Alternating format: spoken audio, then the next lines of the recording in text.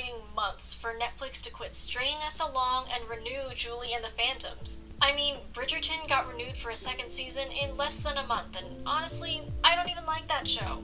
Sorry, Owen Joyner, but I cannot get behind Simon and Daphne's relationship, though that does not stop them from getting behind each other. Anyway, it's no secret that Netflix has been canceling shows left and right, no matter their popularity, and after doing some research, I can't help but worry that Julie and the Phantoms will suffer the same fate. In order to understand why Netflix might be hesitant in renewing Julie and the Phantoms, we need to talk about what qualifies a show to get another season and the patterns in Netflix's cancellations.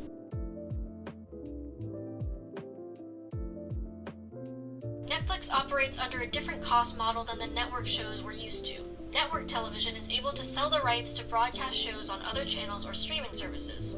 However, Netflix shows stay on Netflix, so the majority of revenue comes from subscription fees. Now, how does this relate to viewership? While network shows work to maintain an audience, Netflix shows work to bring in more viewers. It doesn't matter how big the audience is for a series, it matters if the series is a good enough incentive for people who don't have a Netflix account to buy one. This is why vocal and passionate fandoms like The OA or One Day at a Time were not enough to save their shows. Meanwhile, series like Stranger Things and Big Mouth pull in new viewers with each season. A TV show's renewability is based on the first week and first month of viewership. Within that time frame, Netflix looks at the amount of starters and finishers. A starter is a household that only watches the first episode of the series. Finishers are households who watch the entire show. Since Netflix doesn't publicize viewership numbers, we can't say for sure where Julie and the Phantom stands, but I think it's fair to assume they are not pulling in Stranger Things kinds of numbers.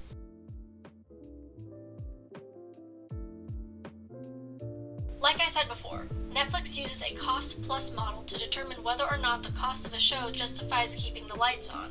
This is where things get complicated, because Julie and the Phantoms is more expensive to produce compared to shows like Fuller House or No Good Nick. Netflix needs to pay for recording sessions, songwriters, choreographers, and spaces to rehearse and hold band practice. Also, this is just an assumption, but I'm pretty sure Julie and the Phantoms takes longer to produce because of the rehearsal sessions. If I'm right, then that means it costs more to continue with longer production time. Plus, we have to account for the other technical behind-the-scenes costs that come with making a musical show.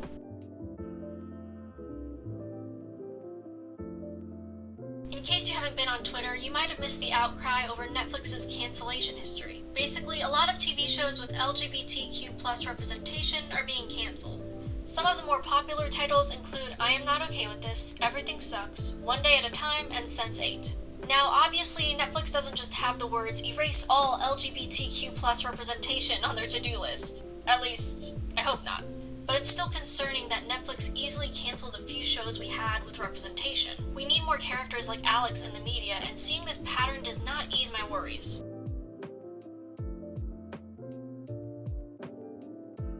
We talked a lot about why Julie and the Phantoms might not get renewed, but Netflix also has a long list of reasons to continue the series. Number one being that Alex Mercer is a great example of a gay character in family entertainment. Not a lot of kids have a role model like him.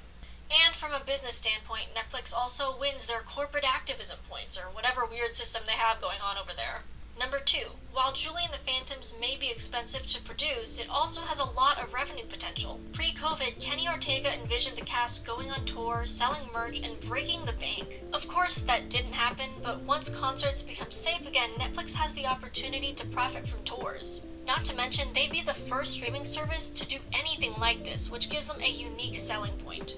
Honestly, I'm surprised they haven't hosted a virtual concert for Julie and the Phantoms yet. AJR did one back in December and it was crazy successful. Plus, this would give an estimate of how many viewers are willing to see them perform live. Also, it is worth noting that Netflix is profiting from Julie and the Phantom songs on Spotify, iTunes, and other music platforms. A second season means Netflix can cash in on that music as well. Number 3, Julie and the Phantoms is without a doubt the most successful children and family program on Netflix. This is because the show appealed to viewers way outside their target audience. Teenagers are posting about it on TikTok, and adults are posting about it on YouTube.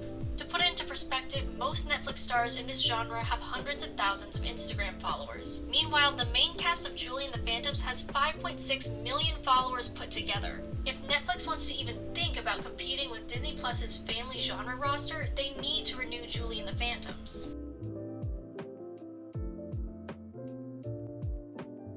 Long story short, it's in Netflix's best interest to reinvest into at least one more season. This series holds a lot of value, financially and emotionally. People are starting to get annoyed that Netflix can't keep a show running for longer than a few seasons. If you check Netflix's YouTube comment sections, the comments are overflowing with complaints of their recent quantity over quality approach. It'll get old quick. So hopefully we won't have to wait much longer for a season 2 announcement. But until then, I'll just rewatch Julie and the Phantoms for the 4th time and hope for the best. This is Janelle of Oz signing off. Don't forget the 3 clicks: like, subscribe, and notification bell. See you next time.